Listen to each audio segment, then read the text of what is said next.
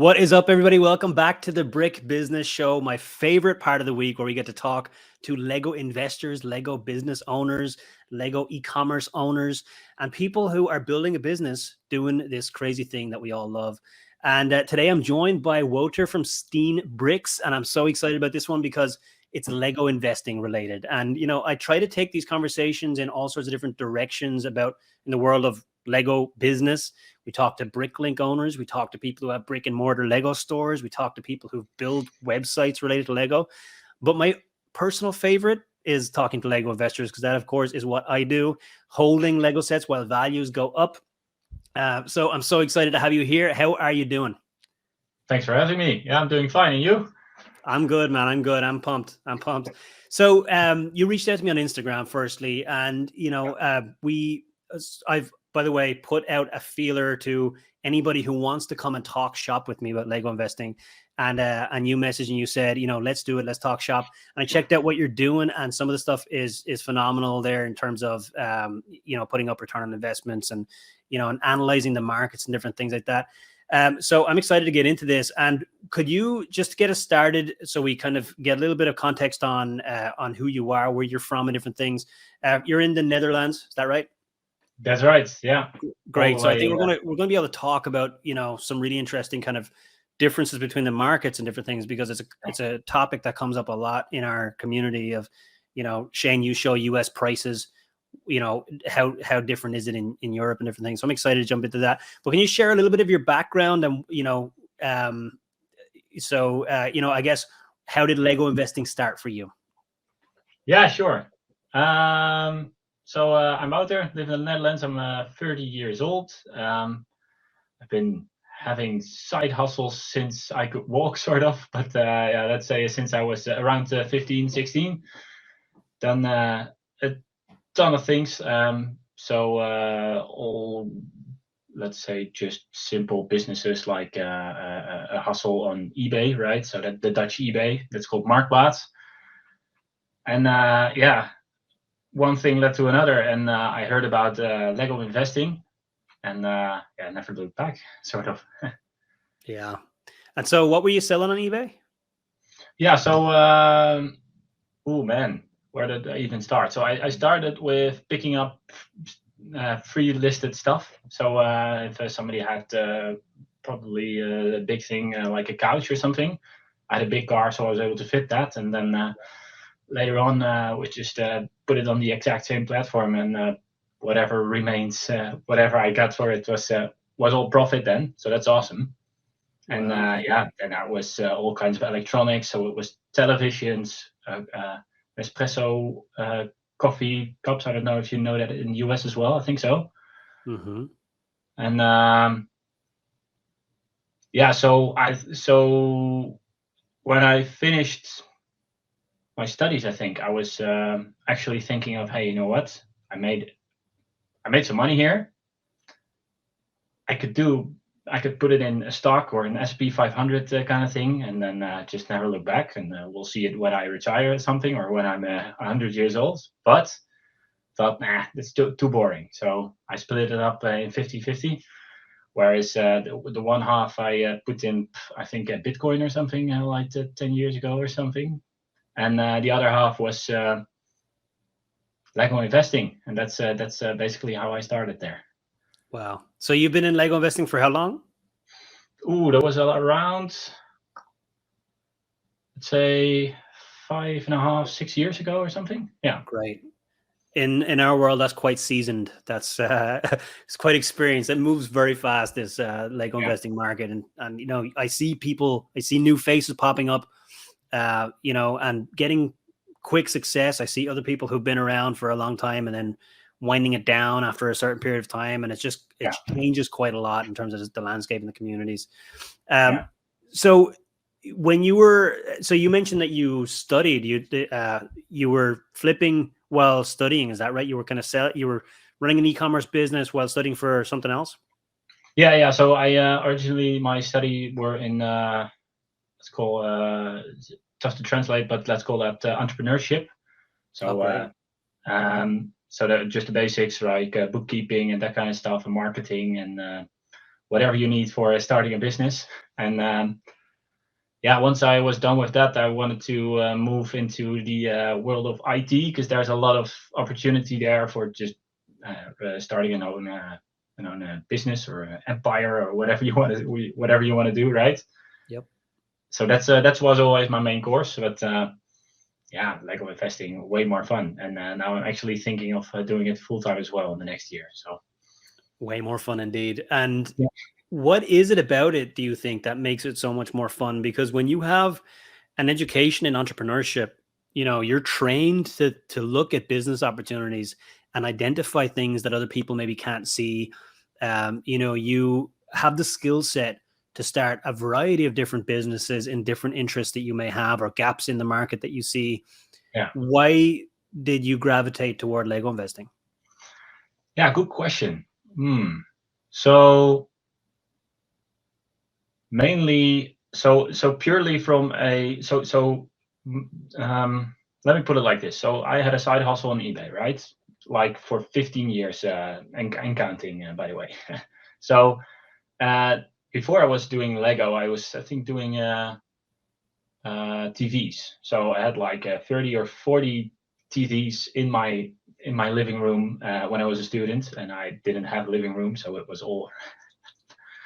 tight. But so the main part for me from there to Lego was, one, you don't have to. It's easier to buy a lot, right? So if you have an eBay hustle, you have to find that one specific person that sells that one specific item for that specific price. But what you can probably vouch for as well, right? If Amazon has the right discount, you just order 100 or 1,000 or however many you want to have, and that's just so much easier to scale.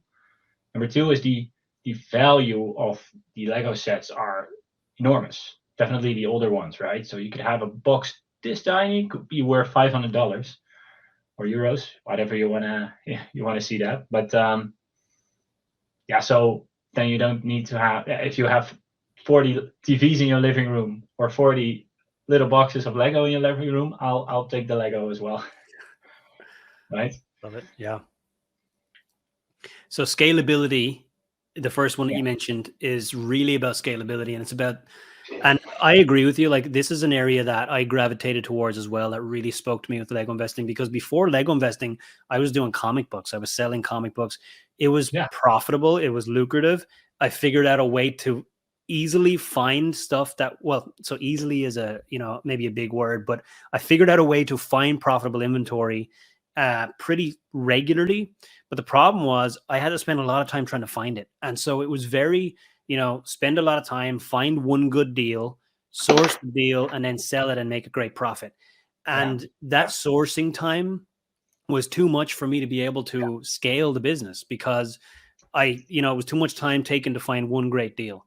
And yeah, so yeah, when I found Lego investing, I realized I could research great Lego sets, but then buy 200 or 300 units of that set instead of just one of them. Because when I was doing mhm, comic books, I could find someone who undervalued their comic book. That's just one unit of inventory, right? exactly. Yeah. So the scalability aspect wasn't there. And that's really what drew me as well to Lego investing, and one of the big reasons. And And then so how big was that factor of difference for you for the time you spent searching for a specific comic book versus searching for that one specific deal you can order hundreds from? Oh, it's not even comparable, because the thing with Yeah, Lego investing is that I'm a big believer in creating a hit list of Lego sets to invest in yeah, before you go and see the deals. Because if you see the deals exactly. first, you start to get you Yeah, start to get tempting. Yeah, FOMO, yeah, you lack discipline.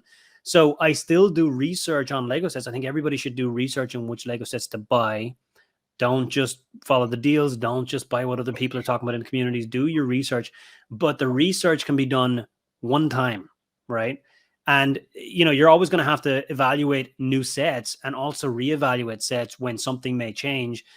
yeah, You evaluated Darth Vader's helmet last year. You don't want to buy it, but then they release a new Luke Skywalker helmet, and you start thinking, maybe I should look at that Darth Vader again, because if they keep re-releasing more sets in this collection, then Darth yeah. Vader actually kind of changes, right? So maybe I should think about. So I'm not saying you evaluate one time and never go back to it, No, but you can but generally yeah, evaluate all of the sets, and then you've done the work, and then you can quickly evaluate deals as they come up, and it becomes quite easy.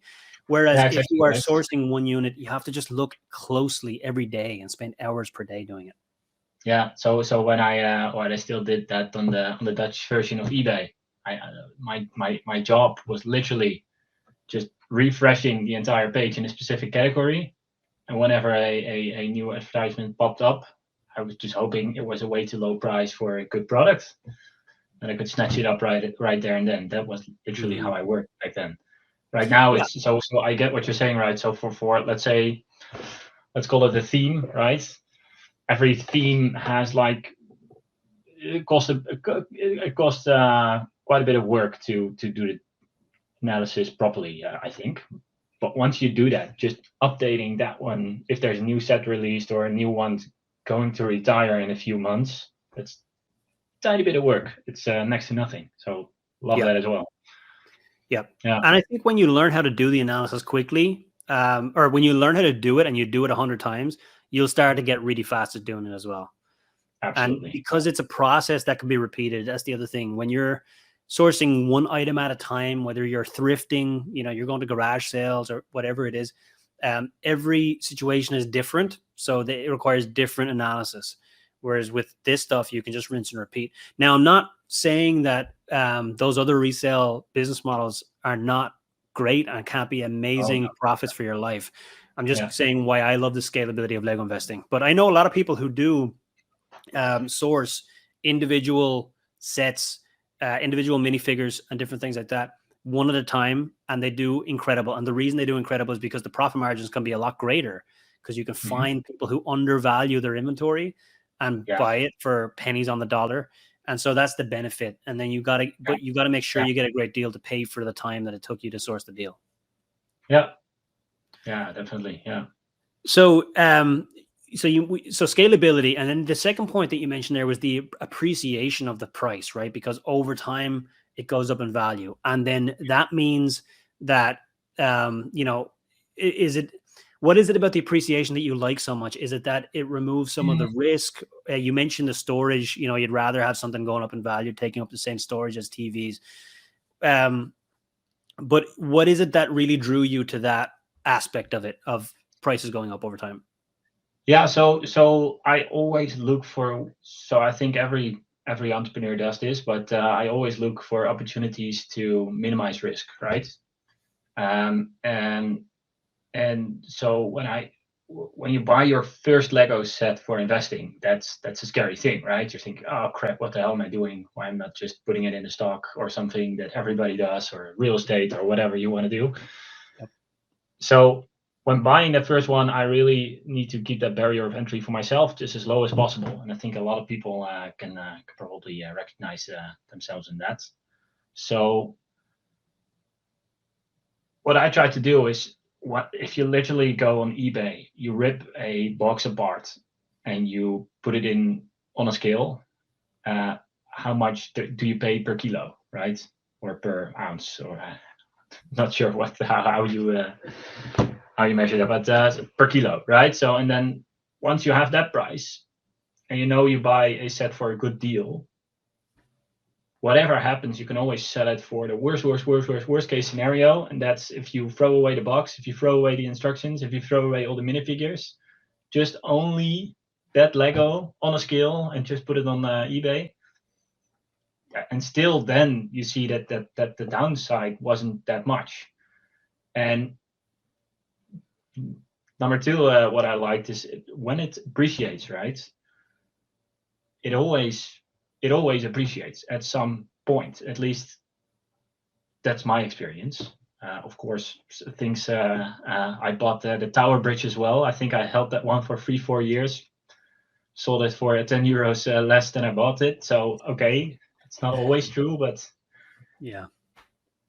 right. So the worst case scenario is you have to wait a little bit longer to make a profit. Yeah, that's awesome, right? Everybody Yep. would love a product like that, right? You always can sell it. There's not too much stock. You can always sell it, but only at the right time.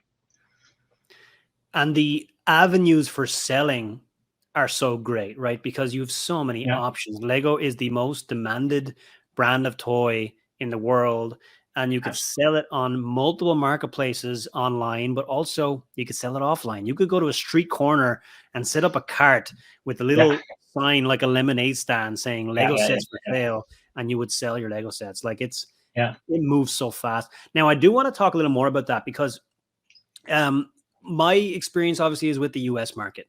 And I Yeah. do get comments on my videos and different things talking about asking questions about different markets. And I always wish that I could give them more detail to our international friends who are curious about whether this works in other markets. So I'm excited Mhm. to learn a little bit more about how things look like in the Netherlands and how, and whether or not you look at other European countries and you do any cross country selling or anything like that. So can we talk a little bit about that? Because you're talking about the liquidity of Lego sets, right? You're talking about one of the things that reduces the risk is that you can easily sell it. Yeah. And some countries may have an easier time selling inventory than others. I interviewed one of my friends from South Africa here on the show, and he talked about how they don't have Amazon or eBay in South Africa, so he made his own website.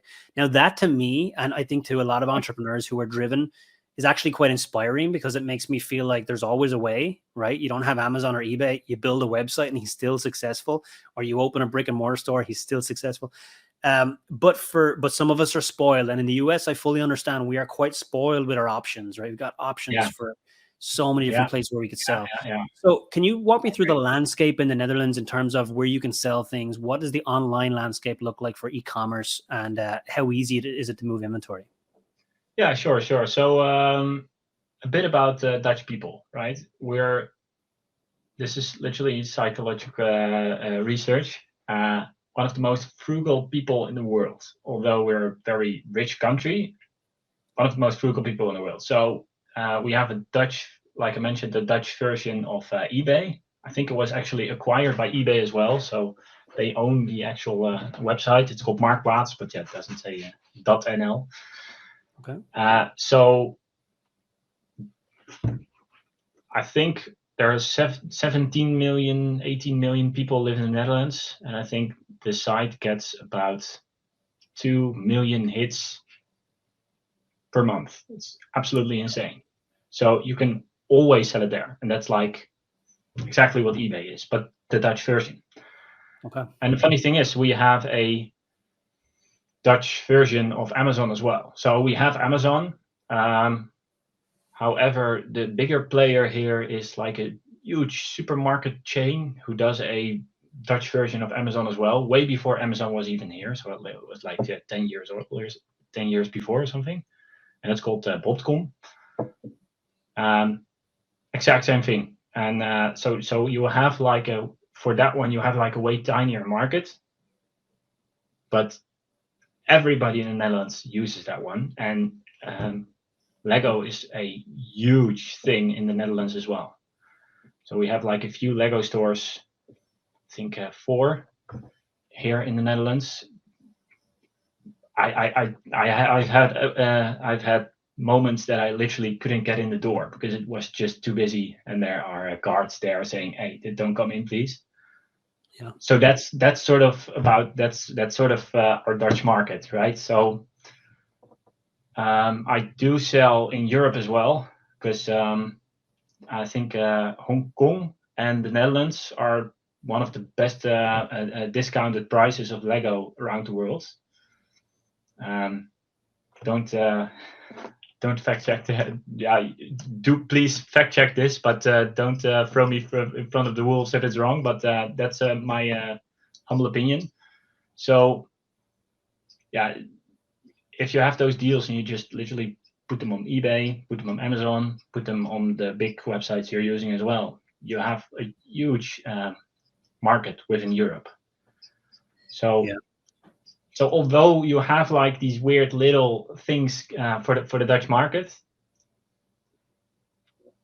to be fair, that's where I'm selling like 80% of my stuff, and then the other 20%, yeah, they go through to Poland, to Spain, to Croatia, those kind of countries. Mm-hmm.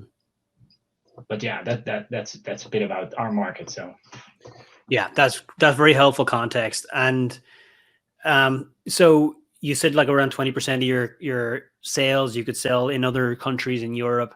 How easy is it for people across Europe to sell cross country? Because sometimes I do get those questions of, Shane, I'm in a very small country in Europe.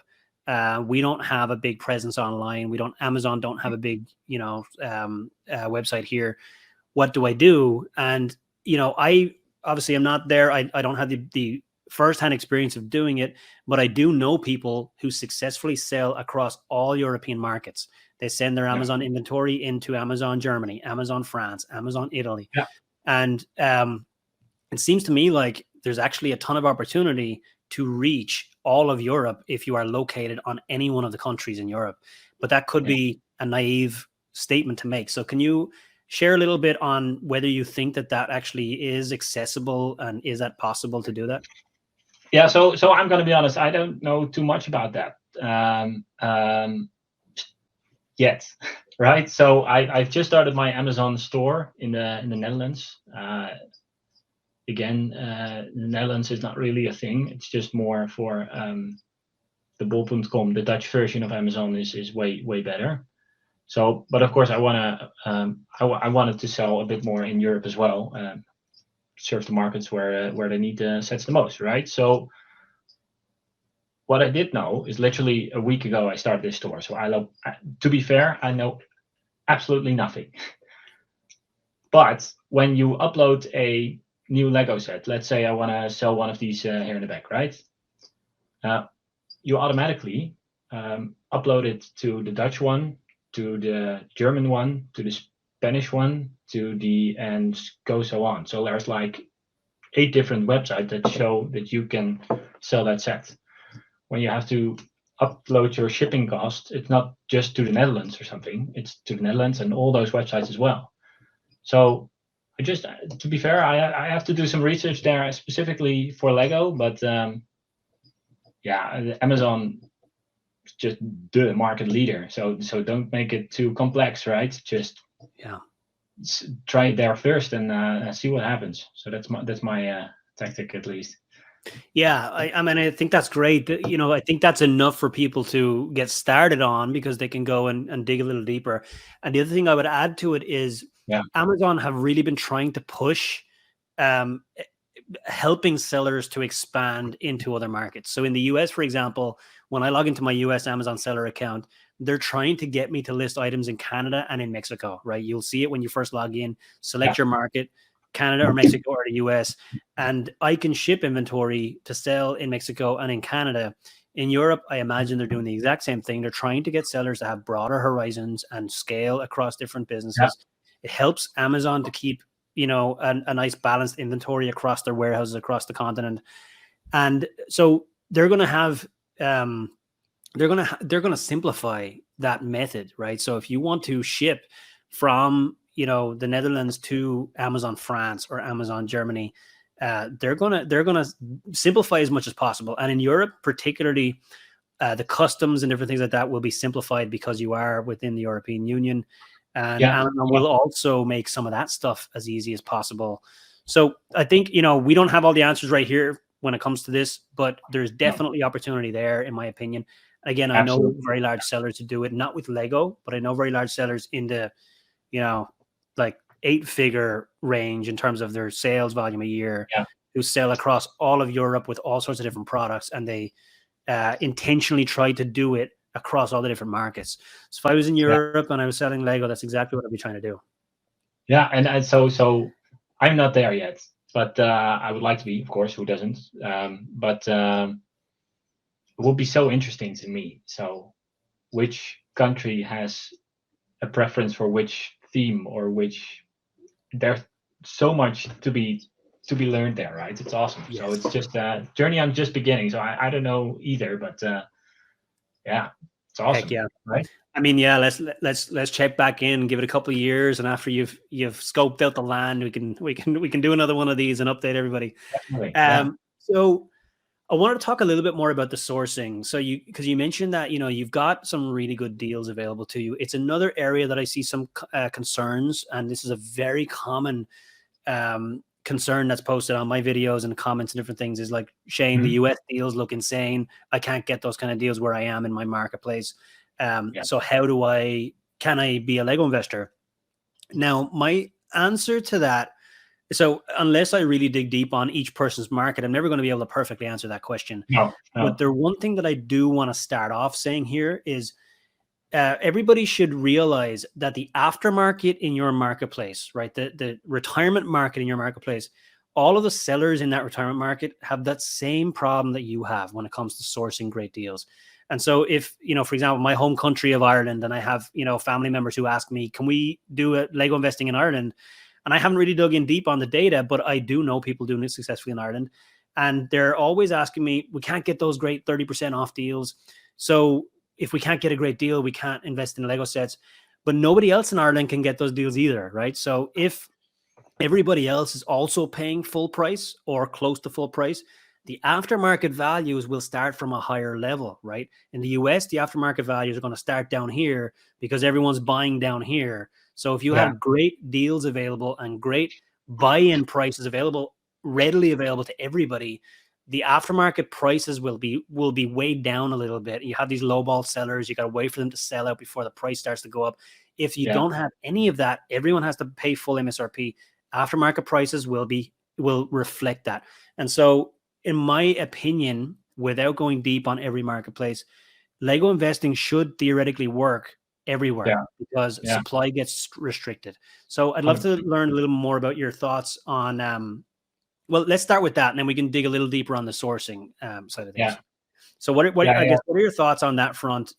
Do you see appreciation and prices going up and the opportunities to buy sets at a profitable level in the Netherlands are as good as, what you might see on YouTube for the US and different things? Or do you think there's a clear difference? Yeah, so I agree with what you're saying, right? So if let's say year round, oh man, I can only dream. But let's say year round, everything is 50% off here always. Then you're gonna have a hard time selling it for market price after a year, right? Or maybe that's sort of the goal, target, right? To double it in a year, something like that. So that I totally agree that gap will probably remain the same. So, but that's something that I'm thinking about, right? So the US is sort of like the US, and you could say, I say this a lot. So you could say all these little states are the same as like the EU has with all these little different countries. However, every different country does have very specific markets, and I don't know them either. But what I do want to know is if it actually is true that the Dutch market is so much cheaper worldwide than the others. Because if that's the case, then for a European marketplace, if I can find that on Amazon or something, then there is indeed huge opportunity, right? So let's say we have a standard discount of 30% for example, Speed Champions. I think I can go to the store tomorrow and buy like 3 of the models for 40% off. Not even exaggerating. So if I put those online tomorrow, right, for someone with cheap shipping or something to pick up in, let's say, Spain, there is so much opportunity there. Oh man, you have no idea. So it's just sitting there, right, waiting for someone to actually fill that gap. So I'm not there. If you're listening to this, holy crap! Please reach out if you know a bit more about it. But what awesome. You're talking about is basically taking the concept that I just mentioned, which is, the market value in retirement is going to reflect the available discounts during the life of the set.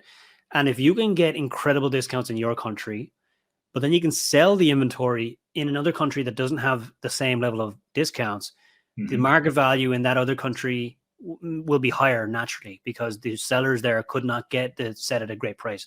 And so the market value is higher. You got the set at a great price. So you immediately have a bigger margin, a bigger return on investment before, anyone in that country, any of the sellers in that country can even have a chance to compete with you. You just have this naturally increased return on investment because you bought it in a different market where you were able to get it at a better price. Yeah, absolutely. So for example, right, let's say we have 50% discount, and I'll just name Spain as an example. They don't, right? They stick at MSRP all year round. And let's say after 1 year, the price doubles, right? So then after 1 year, I'm able to sell it for MSRP, but there you can sell it for double MSRP. So you can 4 times, you can quadruple, is that the right word? Yep. Your investment, the one you So bought, that's insane, right? it's international arbitrage is essentially what it is, and it's really interesting way to do it. And you, like in Europe, obviously you have the currency is the same, so it's simplified a little bit.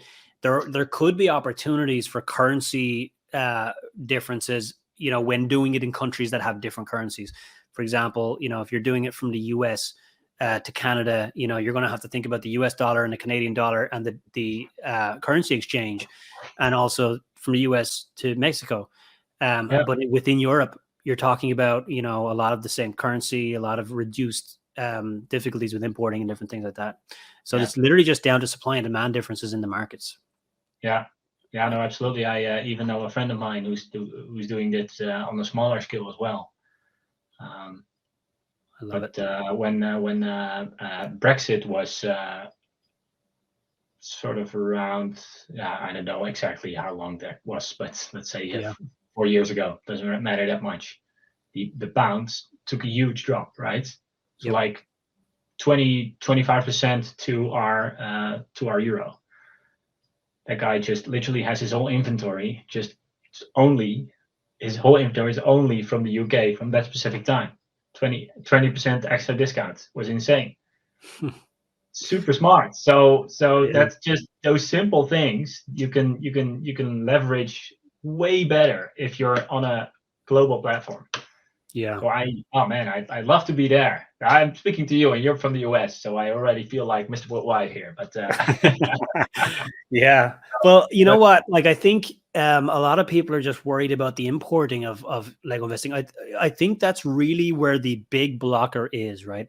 It's not the technology anymore, because we know we can use Amazon to sell in Germany. I can even do it from here, from the US. I could sell on Amazon Germany using Amazon FBA. They would even ship it to customers for me. The thing that I have to take care of is getting the inventory into the Amazon Germany warehouses, and shipping across the ocean, of course, will kill all of my profits. So I'm never going to do that. But even when you have a bordered country right next to you, people are a little nervous about shipping inventory into those warehouses because you have customs and different things like that. And I think that one thing is the friction point, which causes people to not do the things we're talking about. And if you have, and again, this is just a hunch, but I do think in the European Union, some of those things will be made a lot easier if you can, just learn how to do those things, learn how to fill out an import form and get a shipping container full of Lego sets across borders into a country where you can make 2x the ROI. I think, the opportunities could be immense, but a lot of people don't even look into it because they're just nervous about, having to do the extra work of importing. Yeah. So it's definitely a hassle to figure that out. But whenever there's hassle, there's opportunity as well, right? If you're the one actually knowing how to navigate specifically through that hassle, then you have definitely have an advantage there. Yeah. I don't have that advantage, Shane. I'm not there yet, but that's definitely something I'll tell you all about if we speak in a few years again. Yeah. I mean, right now we're just dreaming. We're just talking about opportunities. That's fine, right? I love it. So I wanted to talk a little bit more, just dig a little deeper on the idea of sourcing, right? So can you walk us through a little bit about what your sourcing, kind of strategy is, high level? You don't have to give away any secret sauce or anything like that, but you mentioned some great deals are available out there. Firstly, are you mostly just sourcing from retailers? And then secondly, what is the landscape like in terms of buying? We talked a little bit about the landscape for selling in the Netherlands. What is the opportunities like for buying sets? Yeah, so I'm still finding my way there, to be honest. But to be fair, I will do that until the day I die. So, but yeah, how to put this? So we have huge discounts on, let's say, Black Friday, right? That's by far the best and the biggest discount here in the Netherlands as well. So, however, there's 9 out of 10 times you have a limited amount of orders you can do. So maybe I'm saying something I shouldn't here, but I'll just say it anyway. There's always a way to navigate that as well. It's the exact same thing. It's a hassle. So, for example, I know a few websites here. Not going to mention those, where you can only buy 2, and it says with big letters you can only buy 2 per account. It's just not true. Just go again, order it again, and they will arrive all at your doorstep, no problem whatsoever. So I even bought like 60 big boxes all at once. It was all fine, no worries. So that's my journey now. So I'm not really into the big retailers yet. I've been in contact with actual retailer of Lego as well. But to be honest, those discounts are just mostly in VIP points, and it's not really my cup of tea for now. And you have to be very specific with if you want to buy officially from Lego as well. You have to be extremely specific in where you sell it, because you can probably imagine, like the world thing we talked about before, right? Is Lego really tries to control their marketplaces in each different country. So that's difficult, but you don't have to comply with that per se if you're just a customer. So that's all I know for buying. I don't really have like a wholesale client just yet, because those are just not interesting enough. I'd rather just do it on in a tricky way with the specific discounts on those huge holidays. That's like 80% of my stuff that I buy, if not 100, are always on those holiday discounts. Call it Black Friday, Christmas, Singles Day, Valentine's Day, or whatever. That's definitely the best time to buy. So, but how's that in the US? Is that do you have that 80-20 thing as well?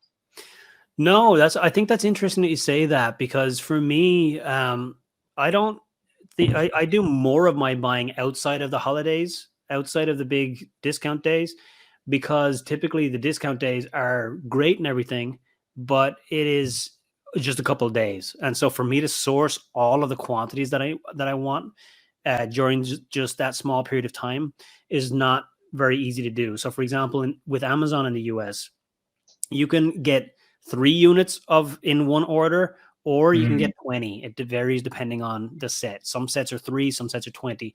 Typically, whenever they have a great discount on a set, they're only going to let you order 3 in a single order. Now, you can come back and do a repeat order, but not the same day. So typically, you got to wait a little while before you can do another order. And so if on Prime Day, actually on Prime Day, they restrict it even more. A lot of the times they actually only let you order 1 or even, 2 or 3 of a set in a single order. So that's all you're going to get unless you have 20 Amazon accounts. And you're going to have to come back a week later and order another batch. It's just the deals are gone by then. It's too late. Same problem with Black Friday. So with Amazon, it kind of goes out the window a little bit to be able to source a lot of inventory during the great deal days, because you just quantity limits. You can overcome quantity limits in general over a longer period of time, but you can't do it all in 2 days. So then you got to turn to other retailers, and I do that. I buy from other retailers, because the good thing is a lot of the other retailers are getting competitive now on Prime Day and on Black Friday, and so you can get great deals from other retailers, and you can do repeat orders there. But it's rare that I'll be able to get everything that I want during those times. So I end up doing a lot more sourcing outside of the great deal days.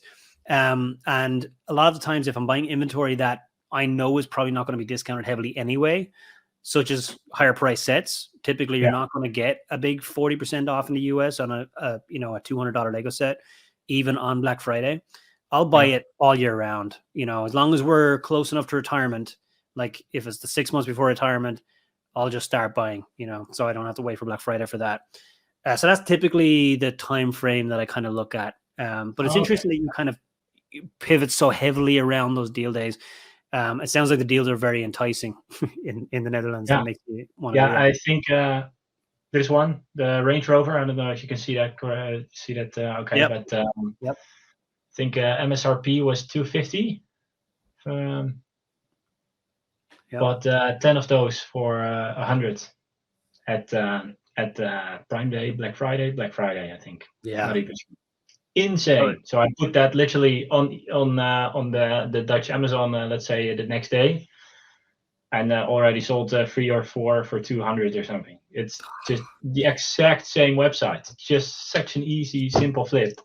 It's fantastic. That just makes me so happy to hear those kind of stories. I just love it. Here. What an easy turnover, right? It's amazing. So I'd love to talk a little bit about how you pick your sets. So what are some of the things that you care about when you're deciding what to invest in? Yeah, good one. So again, I think that minimize that risk is sort of my driver the most. So whenever I only tend so let's say Harry Potter and Star Wars are super popular, but I don't buy them that much because I'm just not I like the movies, all of them for both genres, but I'm not a huge fan. So I don't know exactly the nuances of that specific minifigure being awesome in this specific set and those kind of things. Yep. And I'm always gonna be one step behind, right? Instead of being, if someone is a huge fan, they always will know better than me. So you have that, and number 2 is that it's sometimes definitely for Harry Potter for me. So the movies are sort of done now. I never say never in Hollywood, but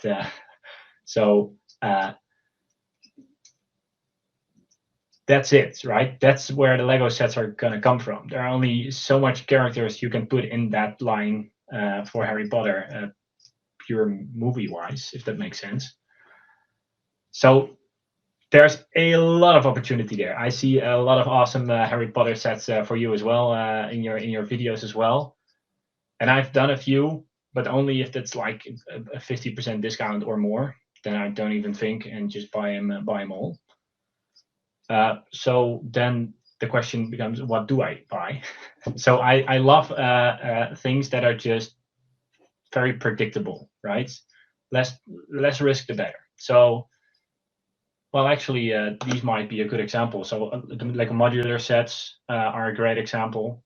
You have the Mini Cooper right here. That's also something. Every year comes a new one. I think the Concorde is now a new Lego set in that one, and the Chevrolet, right? The red car. Yep. So those are just so predictable. I love that, right? Speed Champions, definitely my number one investment as well. Super small sets. There's a lot of volume there as well. So make a lot of people happy. That puts a smile on my face as well. Instead of that huge set for 500 to 1,000, just from 10 till 30, it's way more fun to me. So that are my main drivers in buying a Lego set. Actually, how's that for you? What do you lose? Is there something really specific you focus on, or? Yeah, there's a handful of different very specific things. So I go through kind of a couple of stages of filtering stuff out in my head. If it's not retiring, I don't look any closer. And if it's in a theme that I don't think works well with my model, I don't look any closer. And that is, BrickHeads. Like, I love BrickHeads investments. The ROIs on BrickHeads are amazing. But for my strategy, the MSRP of BrickHeads is a little too low for me because I want to deploy larger amounts of money. And so it'll take too much work for me to put the same amount of money into BrickHeads. So I avoid BrickHeads. Not completely avoid, but mostly avoid. So I filter out based on retirement. I filter out based on theme, fitting my strategy. And then when it comes to the set, I look at supply and demand. and I think about what are the chances of the set continuing to have sustained demand into the future, because things like what you just said with Harry Potter, you mentioned the movie's not coming out again, right?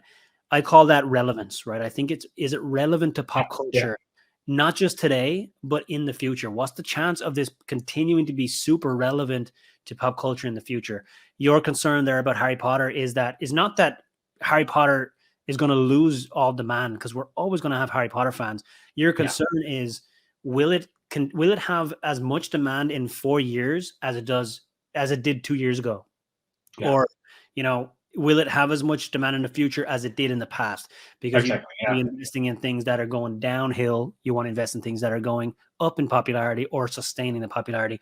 You might have that same problem with something like Sesame Street or Winnie the Pooh, right? Which are very interesting because every other Lego investor also had that concern. And as a result, nobody was buying it. And then you have low supply. So the other side, you have to think about the demand, whether the demand will continue in the aftermarket. You also got to think about the supply. Is there going to be a lot of supply in the aftermarket? Is there a lot of other Lego investors buying this set?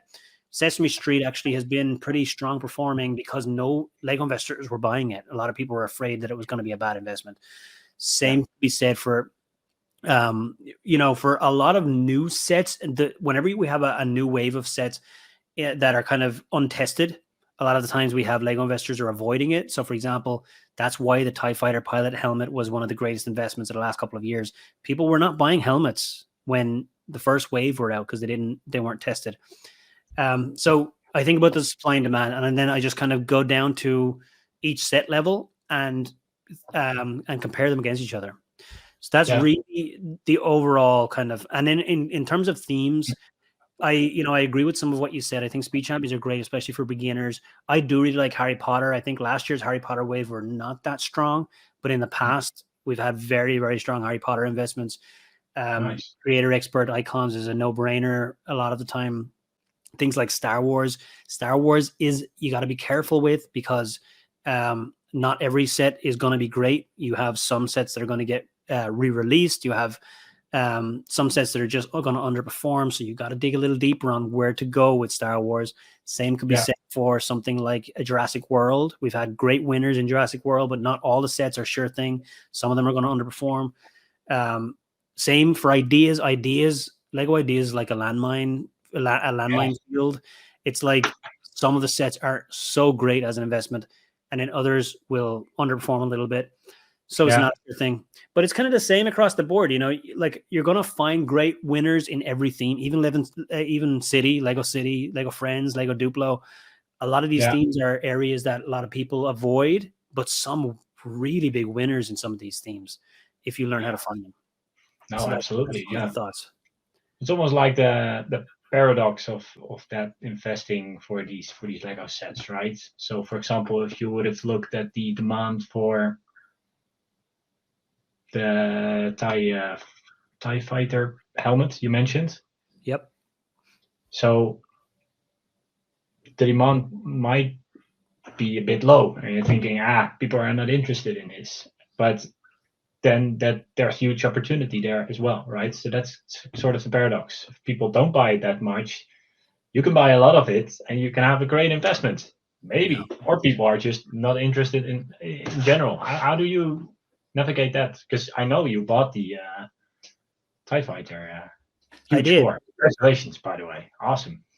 Thank you. Congrats. Yeah, I mean, the reason I bought TIE Fighter pilot helmet heavily, and the reason I made 4 videos talking about why everybody should buy the TIE Fighter pilot helmet before it retired was one. Well, so there was two main big reasons for it, and again, it comes down to the supply and demand that I just talked about. The demand I knew was going to still be there because we talked about relevance to pop culture. What we did not talk about is collectability, right? TIE Fighter pilot, if you look at anybody who's buying the Star Wars helmets, they're not buying one Star Wars helmet. They're buying 6 of them and are putting them on a shelf next to each other. This series is one of the most collectible series of Lego sets we've ever seen. They You look fantastic. Yeah. box of one of these sets, and you Yeah. know that this collectability of these sets is just outstanding. And then if you just think forward a couple of years, you think when people are trying to buy Captain Rex, right? We didn't know Captain Rex was going to come out a couple of years ago, but insert character here, right?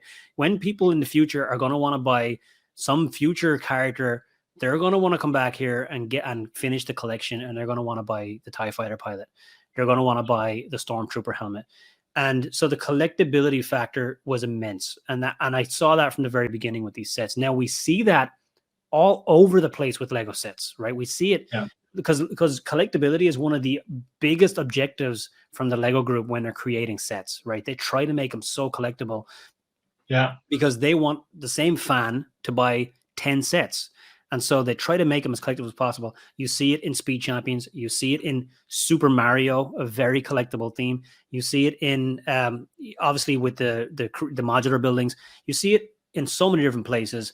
But but the question becomes, what is the level of collectability, right? They all have some collectability. What is the level of it? And with Star Wars helmets, I felt like the level of collectability was the absolute maximum. Like, it was so collectible. So there was, on the demand side, I was certain that the demand would continue into the aftermarket. And on the supply side, I was certain that it would be undersupplied. And the reason I was certain for that is because it was an exclusive in the US to Target. And that essentially meant that Lego Group manufactured fewer of them, right? Because if they're exclusively partnering with one retailer, then they're going to manufacture less of them than, Stormtrooper helmet, which was sold in all retailers. So I knew that the set would be underproduced, and I knew that the number of investors, Lego investors and resellers who would stock up on the set will be lower because they can't get it for 30% off on Prime Day from Amazon, right? Because Amazon weren't selling the set. Yeah. And so the supply was guaranteed to be low. So the demand in my mind was definitely going to be super high, and the supply in my mind was definitely going to be super low. That's why I made those videos talking about TIE Fighter Pilot. Now we can do that same thing again and again, right? We can just find those sets that are going to be very undersupplied and very over demanded because of these different signals that we see happening. That doesn't mean we're going to find something that performs the same as TIE Fighter Pilot, because that was off the charts. But it does mean we will increase our chances at finding winners. And that's all we need, right? We don't need to get a 300% ROI every year. We just want to, we want to, like, if the stock market, it'll pay you 8%, then technically 20% should be a great return, because that's actually close to Warren Buffett's returns annually. But my target is around 80%. And if I'm getting close to that, we're doing something right. Yeah. Yeah, that's fantastic. I don't think I hit those numbers. It will more be like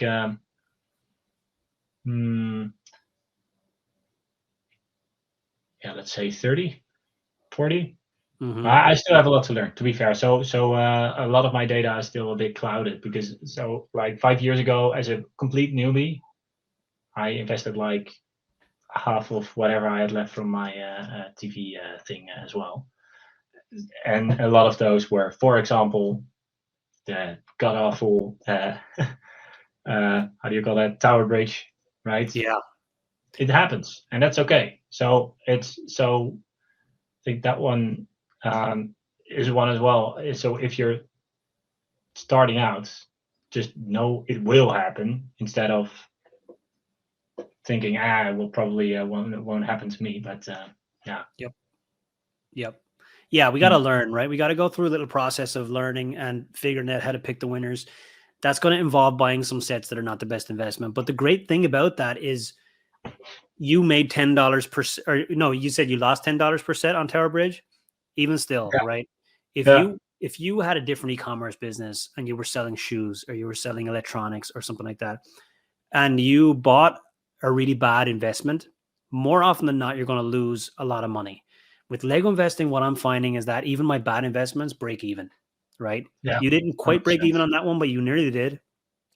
So so I think that €10 was like the shipping and the fees for the platform, right? So exactly, break specifically break even indeed. Yep. All right, so I'd love to just talk a little bit more about because you mentioned that you're still learning, you're kind of adapting, and like we talked a lot about different opportunities that you are excited to explore a little bit more in different things. Looking back on the 5 years that you've been Lego investing, what are some kind of, I guess, what are some big realizations that you've had, or learnings that you've had to make to whether it's, related to buying or selling or inventory management, any part of the business? What are some of the big kind of lessons that stand out to you that were pretty important for you to learn throughout that time? Yeah, good question.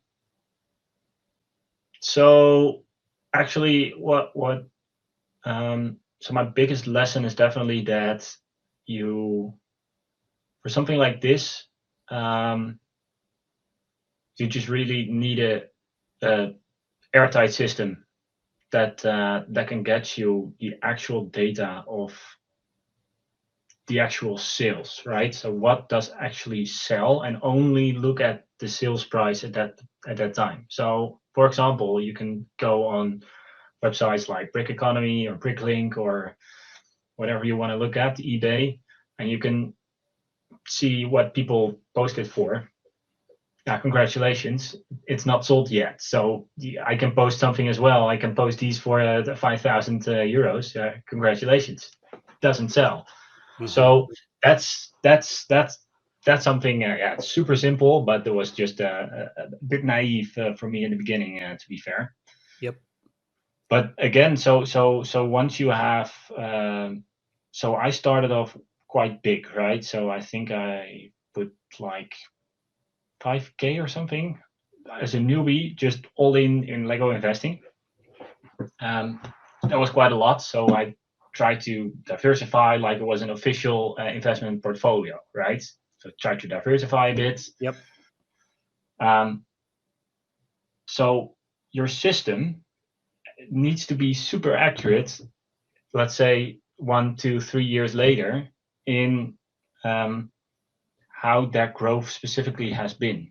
And the good thing is, if you just reinvest the things and then in a very specific system, the system will tell you specifically which themes perform well and which don't, right? So let's say I have 2 themes I invest in, right? Speed Champions and Harry Potter, right? So I buy 100 worth of Harry Potter, buy 100 worth of Speed Champions. Then after 2 years, I see that the Speed Champions is now worth 250 and the Harry Potter is worth 300. Once I reinvest 300 euros of profit back into Harry Potter sets, that automatically grows more and other things are growing less.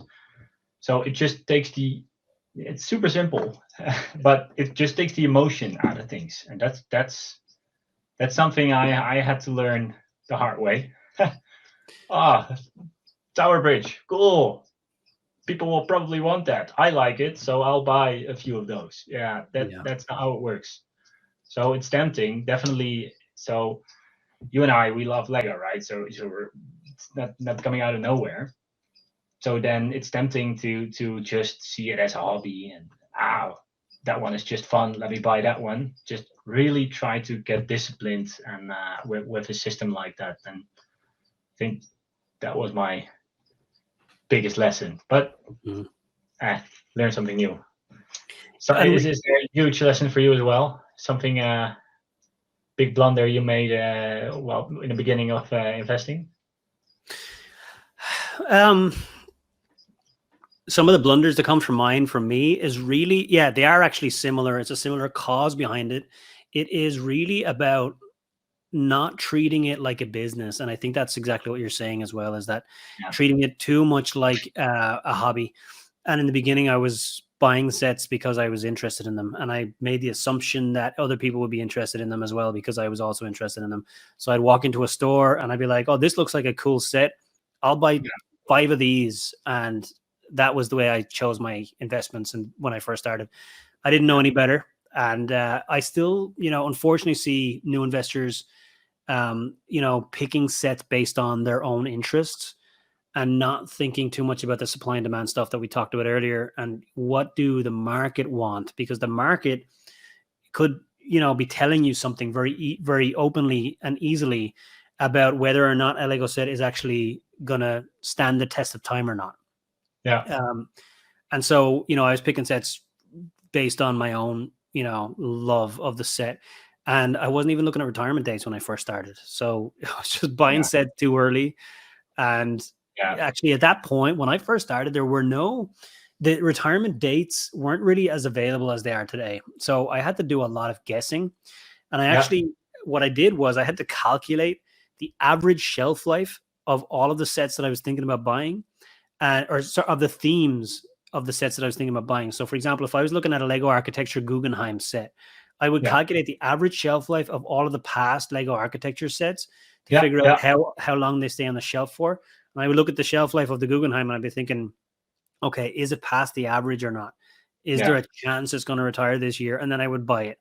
But I didn't Yeah. actually have real retirement data available to me at the time. So it was a lot harder to pick winners at that point. Yeah. We're spoiled today, I think, with what Yeah. we're We doing. are, but Yeah. it's even easier. So there's definitely no excuse to start with it Yeah. No excuse. right now, right? So the last thing I want to ask you is just really Yeah. around, what is your plan going forward, right? If you think about where you want to take your Lego investing business, are you happy with your growth? If you look back at the last 5 years, and do you have any specific kind of thoughts in mind of the next 5 years, what you plan to create with your Lego investing business? Mm, so I don't have a very specific goal in mind for the long future. To be fair, to be honest, sorry. I just love doing it, and I just love the thing that just I just love making stuff out of thin air, right? That's what an entrepreneur does. So there's nothing you hold. There's no additional value. You buy a set, you hold it a year, additional value. Holy crap! Why? Just because you took the time to do that specific data analysis and put it in a storage box. That's fantastic. So I'm I'm tempted to say that I will want to do this globally as well, or at least grow my brand Stain Bricks in Europe as well. So that's definitely why I started that YouTube channel and that Instagram thing. Yep. But to be fair, I'd rather just focus on people actually doing this as well at home. It's just so fantastically easy. It just baffles me sometimes whenever whenever I hear still some excuses or something, right? So Yeah. get out there, buy your first Speed Champion set for €10 and see what happens. Just that's definitely what my mission is. I love it. Yeah, it baffles me too when I hear I hear Yeah, concerns with this stuff. It's the greatest way I've ever seen of making money on the internet, of making money in general, is buying Lego yeah, sets and holding them while values go up, and it's a ton of fun. It's been amazing to have you here. You did just mention your YouTube channel and your Instagram. So if anyone wants to learn more, head over to Steam Bricks on Instagram and YouTube. Check out the content there. I know it's kind of a new venture for you, so I'm excited to see where you take things, learn a little bit more about your journey. So thank you so much for being here. This was a ton of fun. I love getting deeper into the weeds on Lego investing strategy, sourcing, how to pick great winners, market. The way the market looks across different continents. It's been a ton of fun. So thank you so much for being here, man. And I'll catch up soon. awesome. Yeah, thanks for having me. It was a ton of fun. Thanks. Thanks, man.